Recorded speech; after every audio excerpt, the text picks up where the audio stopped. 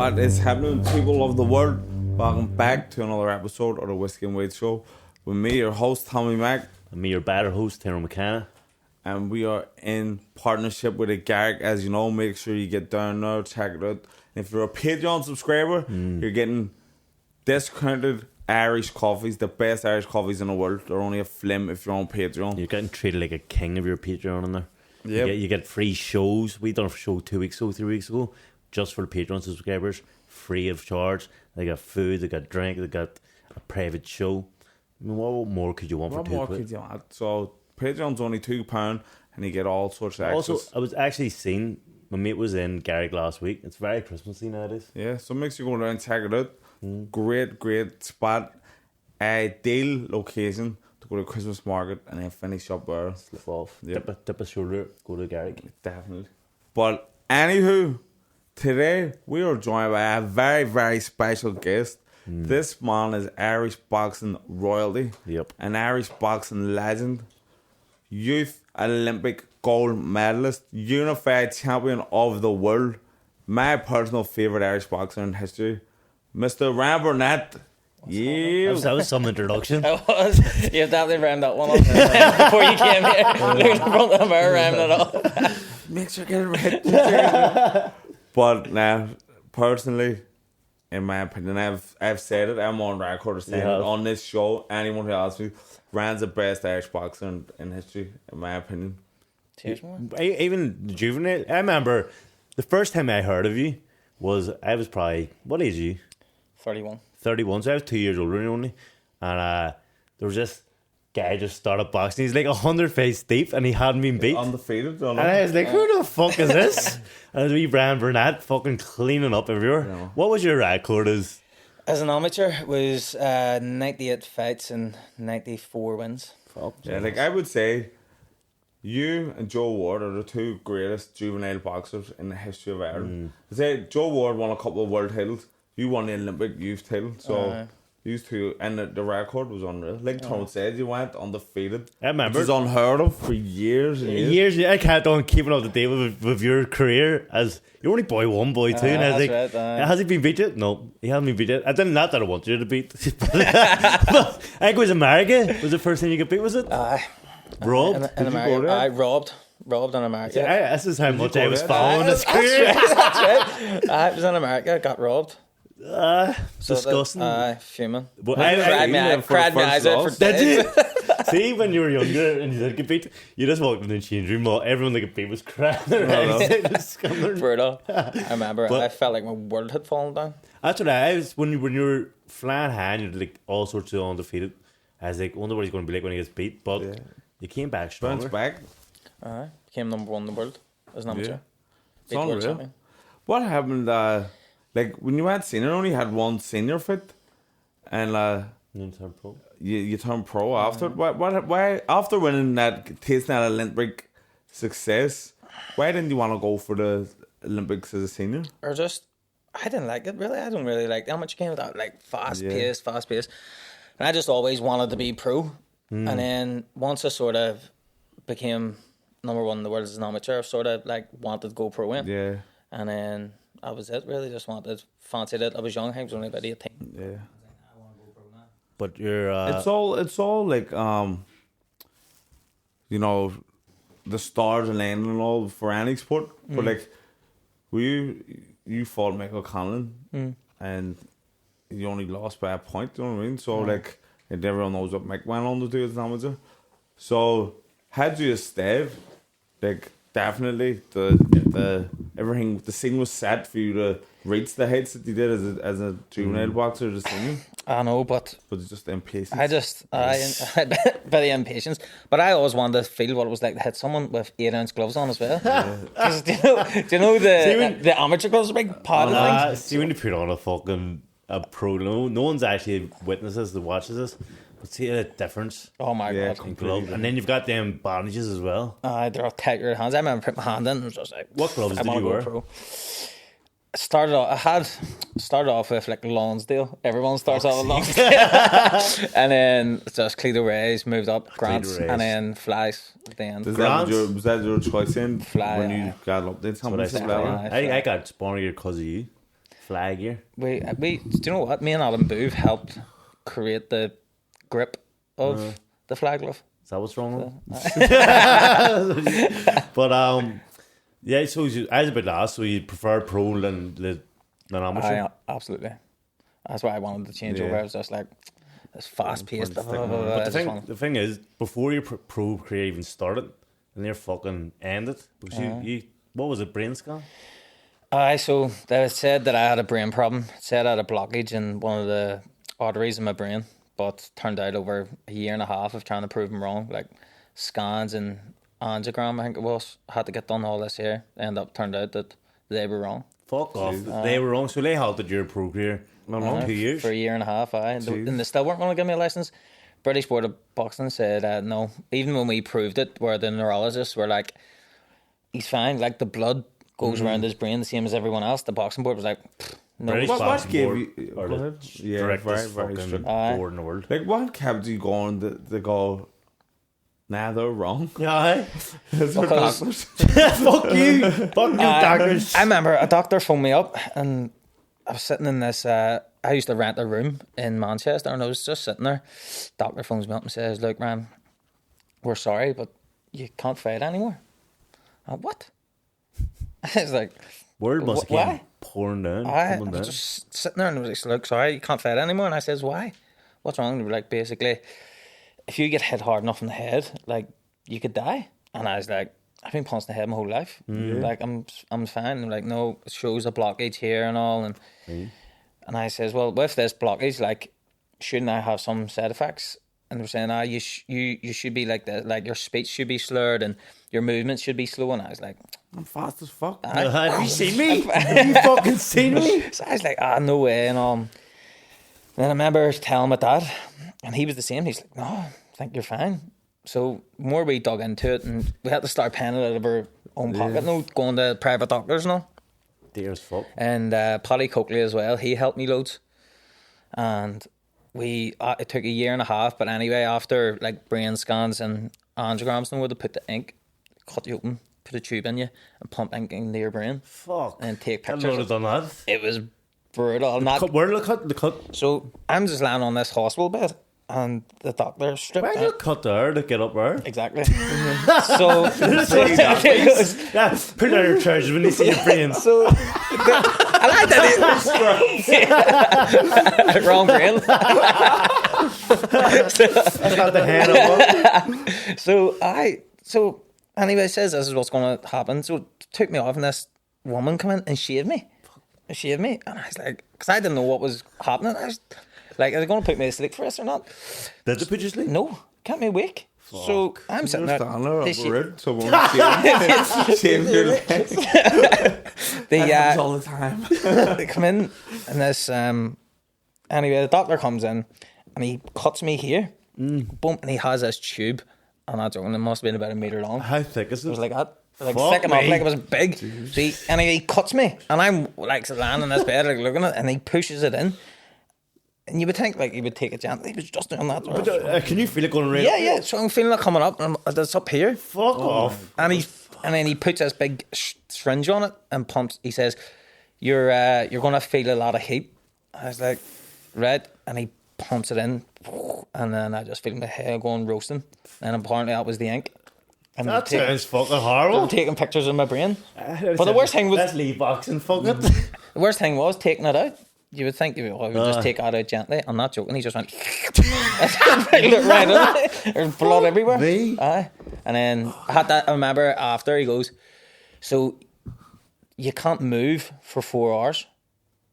I was like, what do you mean? Well, the artery has to like close over a bit, and then you just have to keep a bit of pressure on it. You're not allowed to move. So I was just lying in the hospital bed. 4 hours? So I was just lying there. I might book in to get one done. And I 4 hours. I was lying there, and I'm just sitting in this hospital bed, and I'm not allowed to move. And I'm like, an hour in, I fucking sneezed. So I did, and I had to start again. Fuck off. Yeah, I had to start the 4 hours again. start again. I'm like that. Did you ever see the MRI get and the big noise machine you go in? I always fall asleep on it, like instantly. And they're like, don't move. And then I have to restart that all the time. I don't know how. I can't sleep. I struggle to sleep at night when it's silent. I get in that machine, I instantly sleep. Cold, fuck's sake. Maybe you. Something about like noises that do help people go to sleep. Oh, like the sound of Hoover or roadworks, but that thing's just most relaxing sound ever. I hate them. Every time I go for medical, I shit myself. You must have been doing that every year, shitting yourself going for medical. Because of what happened at the start, you were like, sure, something, anything. Because every year there's always, like, my eyes are terrible. I'm always like, this is the year I'm going to fail my fucking eye exam. Or there was one year that actually my retina had like a hole in it, but thankfully a scar tissue went over it. And they said, if you'd got this about 6 months ago, you'd have failed. Jeez. But because it healed, I was like, thank fuck. I was like, that's my career fucking done. I had to go to specialists and no, you're alright. It's like, thank fuck. I tell you what, Rand, that does like pure like belief to go through all that, knowing, well, not even knowing, but believing that the doctors are wrong and ain't gonna get this. There was, because it was things like, you should be slow with your movements. Yeah. Your speech should be slurred and stuff like that. And I was like, You're notoriously known for your speed, hand and foot speed. So what happened was there was one of the main arteries, there was a blockage on it from birth, but my brain had actually created a path around the blockage. So like my brain just worked as normal, but on a scan it showed that that's blocked. Yeah. So then as soon as I seen that, they were just like, right, he can't fight, and that was it. What did you think? Do you think Daphne get through it, or did you think, what the fuck am I going to do? You're, I'd say, one of the most dedicated boxers I've ever met. Definitely. So you had all your eggs in the basket of boxing. You had nothing else but boxing. I all in, like literally. I was living in Manchester on my own at 19, and I was renting a room, and then was told you can't even box. So what were you thinking? I was just like, because I knew I was fine, I was like, I have to be able to like push this and try again. Year and a half deep, you You kept training. Kept training. I was thankfully the Ricky Hatton, like he fucking helped me out. Like he sort of. How did you get into cahoots with Ricky Hatton? Because he's a massive name. I don't think he was training anyone at the time, was he? I think he was training Craig something. He was British champion, but he didn't have anyone big like. But how did we get in touch with him? I can't remember. We got in touch with him. We went over and sort of like waited outside his gym, and then bumped into him. Pretty much, and I remember being like, I want to be a professional boxer. Did he know who you were? No. Nah. Fuck. I want to be a professional boxer and all. Okay, then, mate. Same as every drunk come to the outside Ricky's gym. I want to be a boxer. I was one of them. Anyway, I went there, had a bit of tried to get in with him, and then anyway, somehow, I don't know how, there was a connection somewhere, forget. But anyway, he says, I come into the gym and train. So I remember going into the gym and getting ready and on, getting into the ring with him. He said, like, I was whacking the pads first round, whacking them as hard as I can, like being as good as I could. And he just turned to his assistant coach and was like, I thought to myself, I'm fucking in. I got this. And then that was it. He got me in, and that was it. Started with Ricky. Unreal. And were you buzzing with starting with Ricky? So starstruck. So see, seeing him. He was at the time as well, it was just sort of like after his career. I was just like, I was powerful. Like, did you ever get sparring him there? I did. Did you? I hit him and cut his nose bad. Fuck. So he goes, training him for a while, and he says, right, we'll spar. And I was like, sweet. So I remember getting into the ring with him, and Michael Jackson was there. And that's not a joke. Your man's name is called Michael Jackson. Oh, that's his real name? No, that's his real name. Was he a pedo? Tyrone. Fuck's sake, I'm gonna cut your nose. Delete. He loves Michael Jackson. I snag him every week on this. Listen, everyone loves Michael Jackson. Shut up, bro. And go ahead, continue to refer. So, Andy's my man. we're in the gym, and Michael Jackson's there as his assistant coach, and his manager Paul Speak. And we're just doing this training session. He says, "Jump in. We'll do a bit of sparring." I glove up, he gloves up. I'm like, "Fucking Ricky Hatton."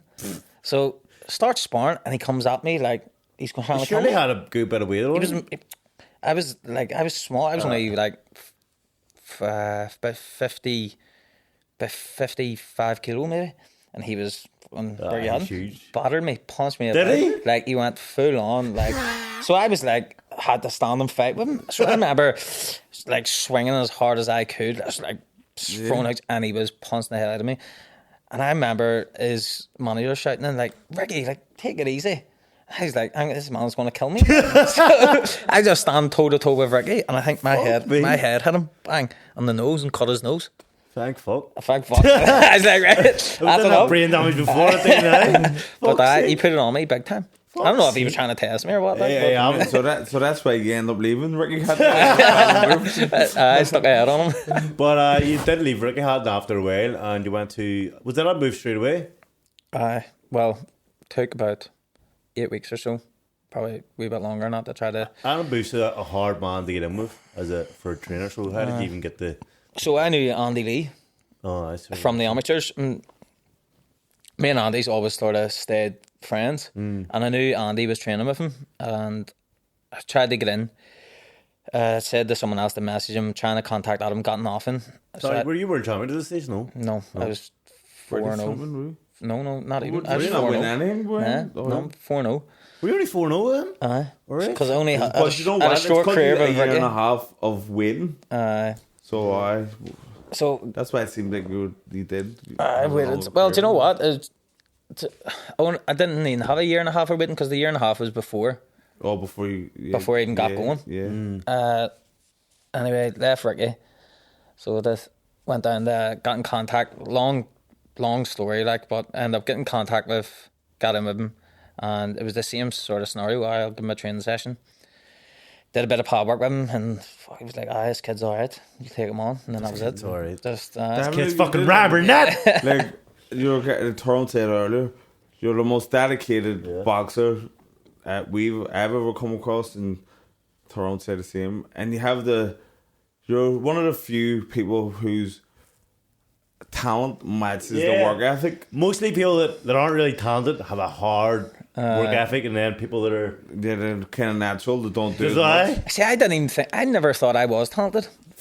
That's probably the good mentality to have for you. But I was like, I didn't really think I was that good, but I was like, if I work harder than anyone I know, then it'll bring me up a wee bit. Like, I remember when I had, you know what, Ryan's a fucking solid guy. We were training up in Jordanstown in Institute, and when you were late, you used to get 20 up downs, like burpees, and every time they added on. And I was the first person in the history of the Institute to get 100 burpees for being late. He's always fucking late. And I think I must have gave you a lift that day because you were late too, Ian. So you had to do like 20 and I had to do 100. And but Ryan stuck with me and done 100 with me. And I was like, I don't have to do it. Where I was like, nah, fuck it, I won't leave you. See. Hold on, I like him. Oh, I had to. The fucking coach stand over Tabby. And then who was it? It was it was what do you call him? Killer. Mark. Is he called Mark? Mark killed Mark, aye. It was Mark. That's right, aye. Fuck that, burpees. Hey, they're my most hated thing is burpees. That was in it. Well, I was a full training session before we even started. Tyrone McCarthy used to purposely come late so you get the punishment and then just smile at the man. I know. Taking the punishment, they used to put him on the treadmill doing all sorts of speeds and he'd be smiling. Tyrone was a weirdo though, like he was just doing mad shit like that. He loved training. Yeah. Well, so does you love training as well. You're always fucking. The first, and Tyrone, you were on this trip as well. This is the first time I'd seen Magic ran was Antrim v Leinster, and you were the captain. I was. You fought what do you call him? You fought him a couple of times. Is it Kilroy? Kilroy? You lost on that trip. Oh, I lost on that, and then I beat him in All Ireland. And we went down. I fought Joel Joyce, and you were the captain. Was it? Aye. But like, you know what? I remembered, and fucking you were just because you were tiny, must have been 20 something kilos. And who did Anton Taylor go down? Must have done. But we all went down. Me and him don't. He's made this up. These two friggin' need a spiciness. I have never had any discrepancies with that's it. But that's the first time, and I think we beat them. But we always there were rumours that you were American because you had American gum shield. I did have him. How do you know this? I've got a clear brain. I did have a American gum shield. I remember just at the dentist getting the gum shield, and he took us this big book, and he was like, "Right, what one do you want?" You want And American? everyone had picked an American one. Don't know why. Like, well, That's just weird. picked an American one. So everyone thought you were American. I remember you used to do a flip after you won. Aye. I forgot that as well. Aye, that's right. So I did. remember that, didn't he, bro? Aye, that's right. That's right. But see with the Adam Booth training, everyone says it's fucking different level. How do you find it? Because it's very intense. Apparently, the training with Adam, where you're living in his place, aren't you? Aye, like you do. You can move into his house, but it is very intense. But he's unbelievable. Like he is class with what he does. It's very full on, but clearly it works. He's had a few world champions, like. But I just like training with Adam because he's so like knowledgeable, like what way you should box and why you should move this way, and he broke everything down and give you an understanding where other people that I've worked with sort of just like, right, 1 2 1 2 1 2, and don't actually break it down. I think a lot of pro boxers compared to amateur boxers or trainers, they just want to get you fit. Yeah. A lot of them, they'll just push you to the limit to get you fit. There's not a lot of boxers or trainers in professional that go, here, you're doing this wrong, you're doing that wrong. And Adam's one of them. I think Pete's one of them as well. But there's very few that I've trained with that actually fucking... I think that's Like the no difference boxing. in professional boxing in America, professional boxing in Europe, not even just Ireland and England. Like, because the States is always focused on pro boxing, so everything they do is all their amateur stuff, and it's all geared to turn pro. Yeah. Whereas in Europe, it's like Olympics. That's Did you ever think about going to America for training or anything? No. Nah, don't think so. I think I was just focused on Ricky Hatton because we just like he had such a career. He was becoming a coach, yeah. and all it just worked. And how many fights was it until you got signed with Matchroom? 10 fights. I think you fought in Dublin and then got signed right after Dublin, was it? When was it? You got signed with... Do you know what? Because I remember saying, Eddie Hearn once said, everyone's been talking about this young fella. Everyone's been dropping in DMs saying Ryan Burnett, and I finally have, and it wasn't a mistake. You got you right to the top pretty quick. I think you got a Rolex off him, didn't you? Aye, give me a first, for winning the world title. Aye, how many fights was it to the world title? I think I became world champion in my 17th fight. Fuck. So it was. Aye. Pretty good. What age were you? You're young as fuck. 26, I think it was. That's 26. Here I goes. I didn't know about the Rolex thing. Did you not? Nah, and I was in a Matchroom taxi, and became world champion. How'd that feel, first of all? No, say what you're saying first, and then go back to. So you're in the taxi. So I'm in a taxi, and I'm in one. I think we were on our way to Sky Sports Studio to do like something for TV or something, and the Matchroom taxi driver goes to me, "So did you get your Rolex?" And I went, "What?" And he went, "You're world champion. Did Eddie get your Rolex?" And I went, "What do you mean?"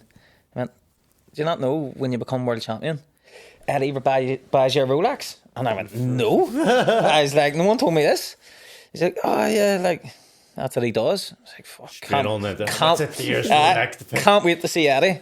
So anyway, get down to Sky Sports Studios, and the first thing I say to Eddie is, "Here, where's that Rolex?" I was like, "Apparently, you get people Rolexes when you become world champion." And he's like, "Yeah," and I'm like, "Yeah." But he goes, "But for the leather weights, you have to unify." Fuck's sake. And I was like, "What?" It's harder to win than the heavyweights. Yeah. So I was like, "When are we unifying?" But rightly so. So did you have to unify before you got it? Yeah. Did you? He didn't come in. Wow. He didn't come in. But he goes, tough. so like, goes, man, I remember talking to him, he like, so like, if you win, this is on before the unification fight, he goes, so if you win this here, like, what watch is it you want? And I was like, I want a solid gold Sky Dweller. And he was like, no. He's he's like maybe like a Submariner one that costs like 10 grand. And I was like, no, I want the Sky Dweller. He says, right, if you win, I'll get you a Sky Dweller. And that was it. Then nothing else was ever said about it. You're harder. So anyway, had the fight. No, didn't say anything about it. And then it was at a show maybe like 2 months later. And Eddie goes to me, Ryan, come on in here. And your call. And I went in this here room, and he just went, got you something. I went, bang. Fucking give me it. I actually have a video on my phone. Was it the Sky though? Solid gold Sky door. Fuck me. I was like, no way. Still Gallant or straight on the I sold it. See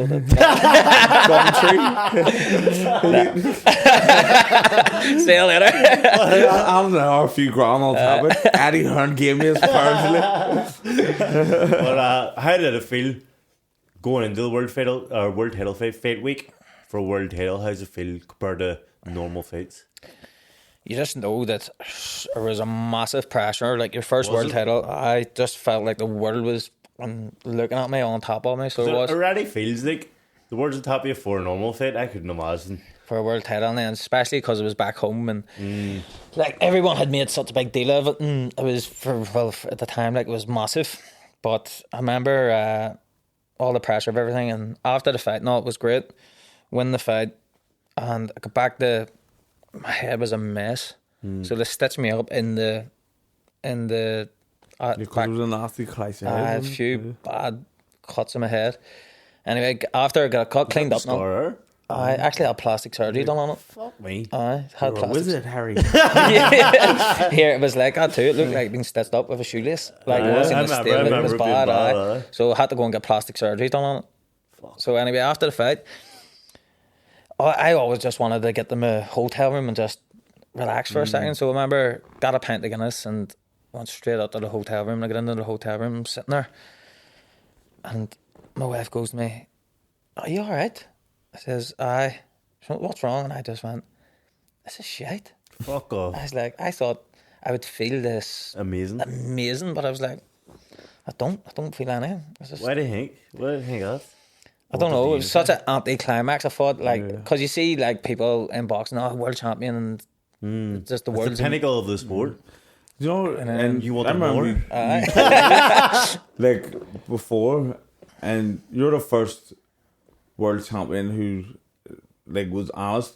Gave me an honest fucking feedback with what it felt like, and then I talked to a couple other ones, and they're all kind of said the same thing. It's like, what's next? Like it feels brilliant at the time, and it's like, so now what do we do? But it's a status.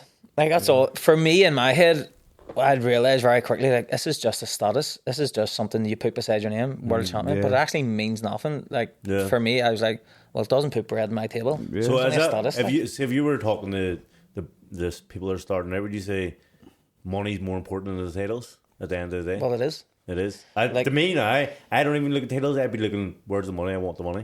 Like as soon as I won the world title, I was like, I don't even care about this world title. I was like, because that's not going to help me later on in life. Yeah. It's like I need to put some bread on the table here, and 100%. a status all isn't that doing it for me. status stuff and legacy and all is all for like the fans and people who'll never put the gloves on. Somebody said to me, if you fought Jake Paul and it says we'll give you $5 million, but you have to get beat, would you do it? And I was like, obviously. And they're like, nah, I couldn't do it. There's no way. But that's just like a fantastical idea in your mind that you're a warrior, but you've never put the gloves on. You've never been in that position, and to be like you say, it's a status thing, but it doesn't last forever. It is. It does last forever. Though. He's always going to be world champion. I know, but it you doesn't mean much, does it? Like you're hot for a period of time, and then you have to win again, and you have to keep doing it. But then you unified against I don't even know Zakianov. I've done that Zakianov. undercard. I was supposed to fight Tommy Coyle that day, and then I was on that one. Yeah, you were on it. Yeah, Tommy Coyle. I was fighting. I was fucking looking great in the gym. I was like, it's my big opportunity, big breakout. And then he pulled out 2 weeks before it, and then I ended up having the fucking hardest fight ever with Ronald Greedo, some French. Yeah. He's a bad rack. Man. He's the toughest fucking cunt in the world. that wee first round knockout, like. Yeah. I had a tough fucking. Just saying. I remember Eddie Hearn came up to me. He's like, because I got the same money that I would have got for Tommy Coyle, and he came up. He's like, you didn't deserve it. I didn't want to pay that money, but you deserve it after that one. I was like, thank fuck. He watched me fight, but didn't say me the cunt. It was great. Like, see on the undercard then, and friggin' obviously Irwin made, and we were all buzzing. And up until your fight, I was sitting in the front row, and then they came and moved me. I was like, no, I was fighting in it. It doesn't matter. You haven't got a ticket. I had to It's go and weird. sit up in the frigging corner. No way. They treat you like dirt after your fit. Obviously, you're always being a vet. You don't get this, but see if you're like coming or anything, and you don't have a ticket, so you do try and find a wee spare seat in the ring seat. But if there isn't one, See you you later. can see you later, mate. Jackie Anlov was like 2 ants. I was watching it. It's unreal. He went. And then you got won that, which is fucking unbelievable. Unbelievable feat and unbelievable feat to be unified world champion. But then you went into the World Series boxing, which was a fucking huge thing. And who was in it? There was Dunner. Dunner. That's who you fought. NUA. Tate. Was Tate in it? I was in it, Was he? He Who did was he fight? Who did he get beat by? He didn't get beat, he pulled out. Did he? He was meant to fight Dunner and pulled out with an injury, apparently. And then, so you had, did you have, There was loads, it was per J or something. He was a world champion. You They were were one of the all favourites, world champions like weren't that. I was the number 1 seed. Weren't they? You were actually boxing the head of Dunner. Like, Battering him. I was at the Nancy. fight. I was training over in Glasgow with him, and you were absolutely destroying him. next thing, Back. He got stung by a wasp. But what happened there? What? So in the fight, and I was flying. Unbelievable. Did you actually- have problems during camp? No, Nothing. nothing, not Have one you- thing. I and was flying during camp. Never before. No, Just- never before, just a freak injury. So what happened? Explain it. So basically, the muscle that controls that ripped in half, and then that's what put me down the first time because I slipped and I threw a shot, and it just ripped. Jeez. But when I went down and I got back up, because my style is very much like moving this you here. need your back. So when I was moving, like fuck, there was nothing really controlling much, and then the muscle ripped off my hip as well. Could you feel the pain, or was it Mate, trying to it felt get like you someone through? stabbed me. Like, see, as soon as I slipped and threw the shot, it just felt like boom, like I'd been stabbed or something. I was fucking aching, and I was like, if I could just get up, I'll be all right. So I tried to get up. What round was it in? Fourth, Was I it? think. Right. Fourth. Get up. Anyway, continued the fight, and I remember being in the corner. Dunner's just unloading everything, and I was like, I have to try to punch here. So I went to try to punch, and it was just horrific, the pain. You couldn't. I just couldn't. And then I went back to the corner. I couldn't even walk. If you see the video, I'm like hobbling to the corner. And I was saying to Adam, like, no, I'll be fine. But he's an experienced coach. He was like, you can't move. Then you actually get stretchered out. I actually could move because once when I sat down, I tried to get back up. And Adam was like, no, sit there. So I was sitting there for a few minutes. And then when they tried to get me out of the ring, it was like, this is just brutal. It was bad. Like, What happened? Which is recovery. recovery, they were going to do surgery, but they were like, it's a risk. So you can let it recover itself or use surgery. So we decided to try to let it recover itself. And what did you feel after that? Did you think I was done or? I didn't think it was done. I knew it was bad, but I didn't think it was done. But it was only during trying to make a comeback that I was like, fuck, this is bad. Like, I couldn't do anything. Like, I just You had couldn't, one fight after, didn't you? couldn't move the same. Like, it just wasn't working the same. And you know what? If you're at world level, like, you need to be you need to operating be at your best. firing all And I cylinders, just definitely. couldn't do it. So I couldn't. Fucking melt. And then, because you were young then, but what age were you? 28. 28, like, you Still still in the prime of your life. prime, huh? But But still long enough to make a comeback now. he Don't know if you'd be a cruiserweight. says him. No chance. He after boxing just hit the weights and he's I just started lifting weights. That was it. Lifting weights and eating. Real? You're in some shape, like, and you've got your own gym. The cunt hasn't aged since he's about 18 either. Oh no. I was looking at him and go, fuck me, he looks young as fuck. He looks like a wee superhero. But yeah, your gym was buzzing as well. But before you did leave, before even the World Series started, McKenna came over to your gym. He joined your gym. How was that with training with Mick? You had fucking world class sparring. You had, I was class. I remember Adam going like, Mick Cullen's going to be joining. And I was like, fuck, really? your old enemy. My old enemy. Feeling a wee bit intimidated. Plus the fucking wall. He couldn't the train next day, make heads are laughing. Where's my locker, Mick? Funny story. I remember him being like, Mick's going to be coming over for some training. He might be joining. I was like, a wee bit intimidated at the time. I was like, oh, fuck, right. And he goes, right. So he comes over. And the first training session together is hill sprints. Fucking worst. Hill sprints. And I remember us hill in London. It was like... Are you good at them? Ryan is well, good at running. I was alright. I was just able to push and push. Yeah. But I near died. I'm not even joking. Like, I'm not even joking. Like, it was bad. Just the first training session with Mick. You had to put it in. So I had to like show him that like I yeah. was like good You trainer. remind him now, Like, yeah. it's my territory. So Jamie's there. Jamie, Adam, Mick, me, and I think there was another fella there. Josh, no. I can't remember who it was. So we're at the bottom of this hill, and I just came back from training camp, so I wasn't fit. Just came back, so I wasn't really fit. So anyway, we start doing this hill. It took, I'll never forget it. At your best, it took 1 minute and 2 seconds to get up. That's a long hill. I know, it was. That's not a long. That's not a hill sprint. That's a hill fucking marathon. And then you jog back down. You have a minute rest, and then you do it again 10 times. But I can remember like really giving it my all because Mick was there. Like I had this show that I could go. So I remember doing it. And I got like 5 in and came down, and I was doing nearly the same numbers as I did at the end of my last camp. Like which I was is really fucking- like. So heart rates through the roof. So I can remember like Out of my back. Back season up. I remember getting Having a stroke remember getting down to the bottom of the hill, just vomiting everywhere. Fuck off. I was just Is vomiting. that bad? And Adam's like, right, that's you. And I was like, no, I can keep going. And he's like, Ryan. I was like, no, I'm good. So did it again. And I think like a couple left. I start getting like pins and needles and stuff. But like in my head, I was like, Competitive as fuck. like in my head, I was like, McConlin's here. Like I gotta show that I can go. So I did the next 2. And I can remember on my way down, running, like jogging down the hill, I'm like, I'm in a bad way here. And I get down to the bottom of the hill and sit down again. I'm all lightheaded. And I was just mad pins and needles. And I was like, Adam, I don't feel good. And he was like, what do you mean? And I was like, I feel really bad here. Pins and needles. And I'm like I guess here, like near passing out. But then my arms started cramping up. I got bad pins and needles in my mouth and all. And I was like, well, You are having a stroke. I know, literally. So it was all fun. It was all funny for like 30 seconds till they were like, here, something's up with Ryan. I guess it's bad. Like, let's just get him into the car. So I get into the car and it was getting worse and worse. Like my vision was going, and like I got it was bad. So I'm in the car. And I'm sitting in the front seat, and I really struggling. Like my heart's going mad, my body's just like, vision was going. And I look at Adam, and I tried to speak, but I had bad pins and needles in my tongue. And I'm like,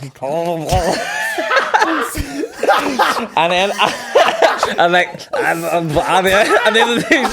so he looked at me, and it must have looked bad because he looked at me. And I see you're sitting there like, so he just floored it. in the meantime, Mick Collins in the back of the car with Jamie. So if I see him, it says, he's a psycho. Fucking weirdos here. Anyway, I'm in the car and I'm getting cramps in my legs and I'm squealing like I'm in brutal pain. Mick Collins sitting in the back of the car not saying a word. Anyway, This is Mick's first training session. it's like Ryan's a nutcase. So anyway, I thought we were going to the hospital. So that I was like Adam's flying. Adam puts the foot down. He's flying. No one's even talking in the car. So anyway, get the Adams house and all. Why did you not bring you to the hospital? Get a cup of tea, lads. Get the Adams house. So his Adam's wife like sort of knows a bit about something.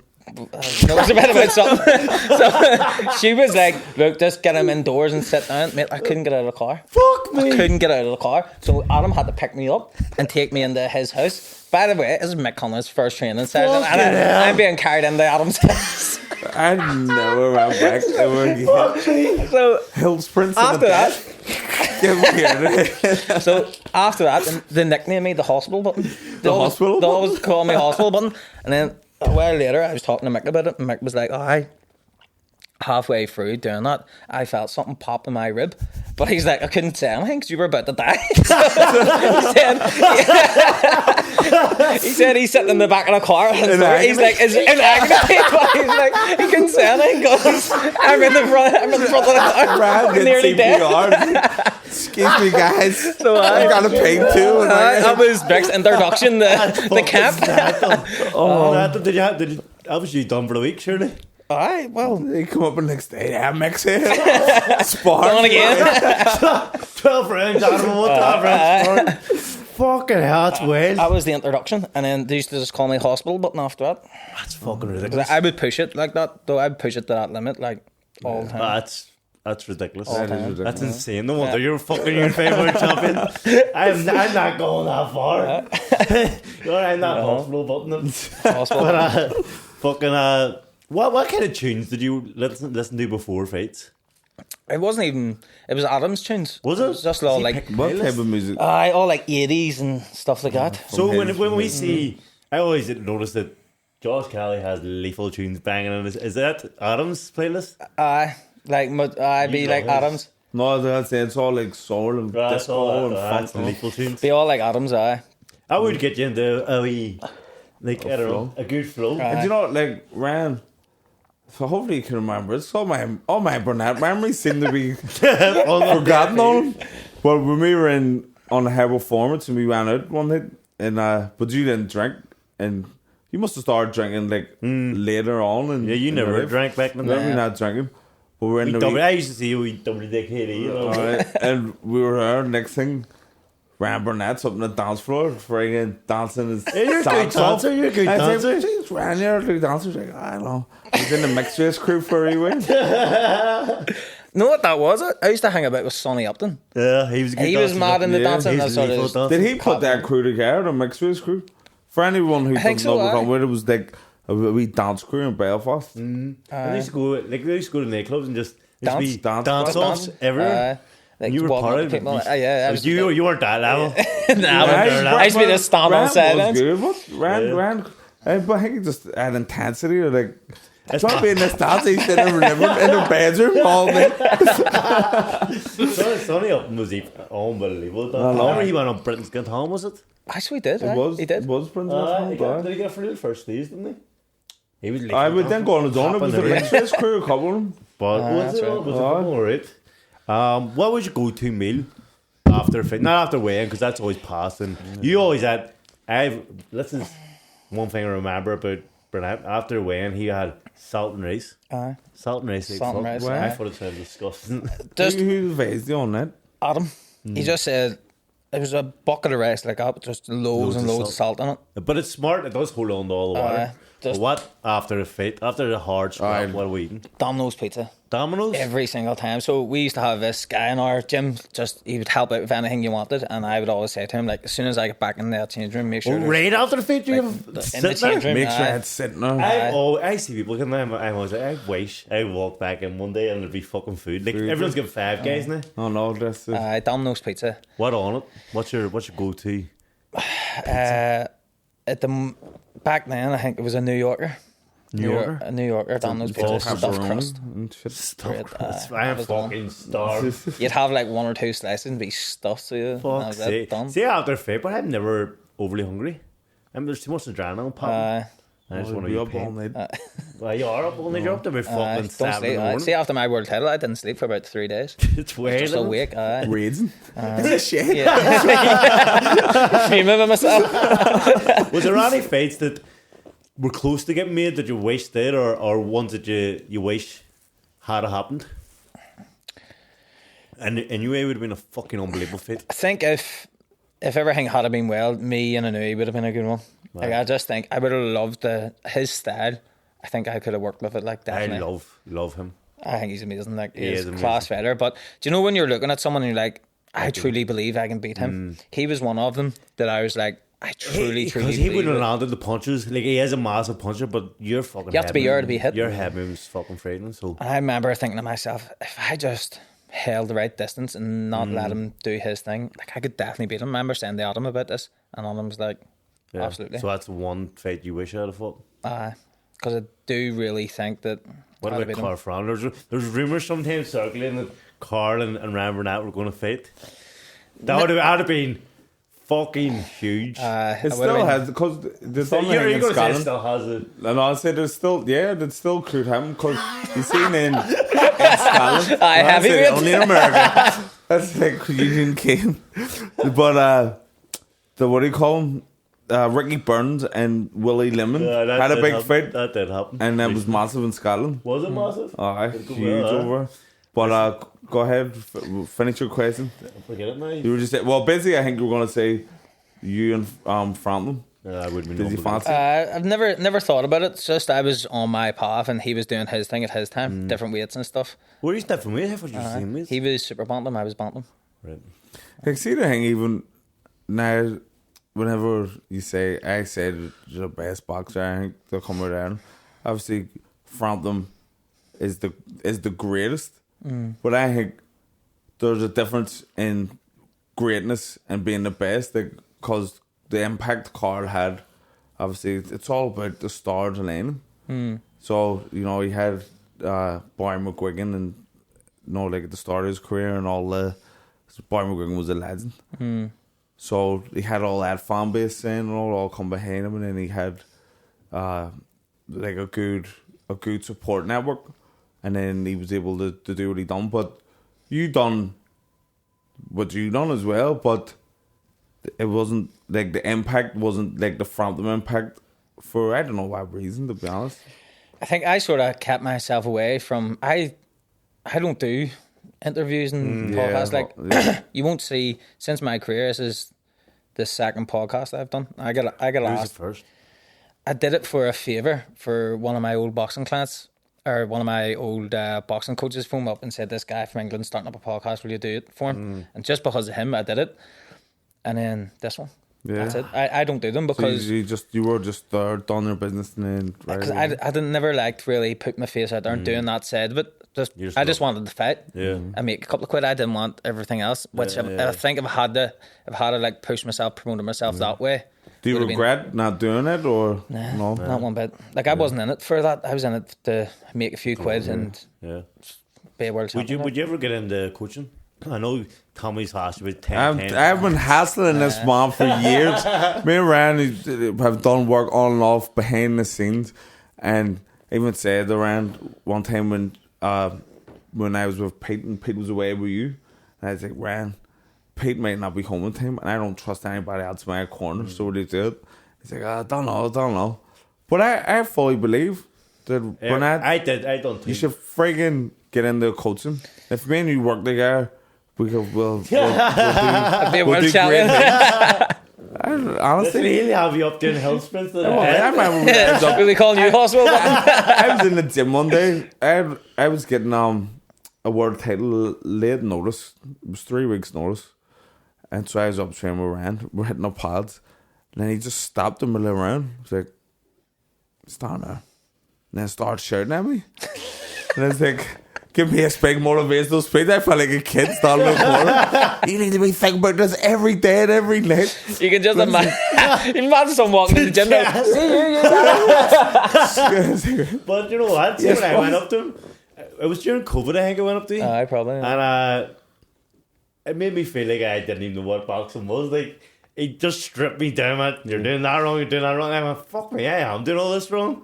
You're stripped me down for? What's going on in the gym? Fuck's sake, man. You never stripped me. But listen, you just showed me loads of things that I was doing wrong. I was like, fuck me, Ryan actually knows what he's talking about. You have so much knowledge, and you're good at explaining it. And still, like, I still want to have a couple more fights left in me yet. And you're just someone who has done it through every level. And got that it has level. So when you explain stuff and say, do that, like, there's more weight behind it because someone who's done it. Some of the stuff you said during the camp, like the wee tricks of trade and all you were telling me, I was like, fuck me, he's unbelievable. See, the thing with me was, in my head, I was like, the more I understand, the better. So anytime anyone ever told me anything, I says, well, explain it to me. Make me understand it more. Don't just tell me to do something. Like, give me an understanding of it. And I sort of had that mentality the whole way. So when even if he was doing it, do this, do that, and I was like, why? I says, well, because of this. Or even with Adam, move that way, step this way. Why? I remember you said to me, so I forget what it was, something nylon shit anyway, and you were like, go into the gym. I want you in the gym 30 minutes before your session starts. Look in the mirror and do that every fucking day, and then you'll have it. I done that my whole career. I used to Adam would just give me the keys to the gym. He'd be like, right, because I was always You like, fuck off, stop asking for the gym. Gym keeps taking. do you know what? It was like that as well. Like I would just get there half an hour before everyone and just like practice something slowly in front of the mirror. Do you miss it? Yeah. Don't miss it. See, I don't think I would miss boxing. Like, but people don't realise how tough fucking boxing is. Horrendous. Boxing's horrendous. What do you think's the toughest part of boxing? Just no life. Yeah, And the There sacrifice. is zero life. Like I literally had no life. Like when I was Because away, you're so intense as well. I was, because I was in England, like no mates, like Not living cool. in Adam's house, like ate, trained, sleep, and did that on repeat. And when you say eat, you fucking really rage. dust, but Having dust. Like, Did you struggle with it? Because you're big frames, would you? nah, never struggled. Because I did it so perfectly every time, I never struggled. I always made weight. I actually always made championship weight. Did he? whole Always time. the whole Never. Nah, Really? always championship weight. What a I guy. love when there's What a not a man. tail on the line. I'm actually a kilo or something. See, when you were in in Manchester, whereabouts Manchester were you when you were renting that room at the start? In the place called Staley Bridge. It was mental. They actually call it Staley Vegas. It's fucking It was crazy. just crazy. It was just a shithole. And were you So, like but I in a rented it. house of like a house share with a couple of people? So it was a house share, but it was like the cheapest one I could find in Manchester. I think it cost me like £200 a month Fuck off. for a room. So, and it was like, it was bad. It was really bad. Like there was like Depressing, was it? 30 people and all living there, and it was just, I remember walking into my room one day and the roof had caved in and just all the water just come all over my clothes, and I was that pissed off of life. I was like, well, will the bed's dry? I just jumped into the bed. I was like, that's fucking, I'll deal with that situation later on. It's well, when I was in Manchester, I was there for 2 years, and I was renting a room, and I was in, I forget the name of the area, but it was like right beside Moss Side because the gym was in Moss Side, and friggin' again, it was just the cheapest that I could get, but there was. Can you remember when I sent voice notes? There was this guy worked night shift, 3 nights on, 3 nights off. When he worked, his dog used to bark for him all night to come home. They'd be in my wee room, just dog, and then there was a mouse in my room, and I could just hear it rattling at night, going over the friggin', like, I had like, I suppose I was being a wee bit over Trump too, throwing friggin', no, like sweetie wrappers on the floor. I could just hear it rattling. I was like, Jesus Christ, I hate this. Then there was another guy down the hall, he was just smoking weed, he just smelled all day. It was just like, what am I doing? What am I doing here? Boxing life But is it's a all- tough life. Oh, like. it's You brutal. know, like, you're taking a big gamble for one big fight. It's all And you to don't get know- to the world You title. don't know what's going to pay off. Like I was over in Philly and I was sleeping on the floor for fucking for about 6 months with Reagan and Gikachi. We're sleeping on floors every fucking night. I'm just going, is this worth it? See, I'd say majority of boxers like that. Oh, They are. both Aye, yeah. have to. I didn't get paid for my first 10 fights. Aye. They get paid. And you're just betting on yourself that you're good enough to fucking make it. And some people are good enough, but they don't get the opportunities or the chances. But like, there's a lot of people that are fucking class boxing. Why come you didn't get paid for 10 fights? Didn't get paid. So like, when I moved over to Ricky Hatton, I had no money, no job or anything. So he was like, look, I'll pay for you to live, but you fight for free. Fuck's So I was sake. like, right. Well, that's I was like, right, fair enough. taking a chance. So he was like, help me. He was giving me money to pay my rent and stuff like that. He was very good to me. He bought me a car and all. Did he? So I bought me a car. Sure, it worked. So he was good to me, but I wasn't getting any money. Yeah. So I went and got myself 2 jobs as well. Did you? Just to get myself a few quid. What was aye. the jobs? I was a Chinese delivery guy. Were you? What chain? Over here? Or? No, in in Manchester. Manchester. It was called. That's hard. You're dad and Welch fucking delivering Chinese, smelling that food. And I was working in Ricky's gym too. Were you? So I used to wake up in the morning. P10? No, on reception. Jesus Christ. So I used to be in the gym at 6, start on reception until 10, go home, get something to eat, train from like 12 to 2, go home, relax for a bit, and then start Chinese delivering at like 6 o'clock at night. Fuck's sake. And then do it again. That's a brutal life. I can't believe it. And then How long and did all, you do that for? The whole time I was in Manchester. For 2 about years, is it? for a good 2 years maybe. Fuck's sake. Aye. Probably you a wee know bit what? longer. No, what's like. I don't know if this is going to be disheartening from him coming back because he went through all that hardship to reach the ultimate goal, and then he went, "This is shit." It wasn't worth it.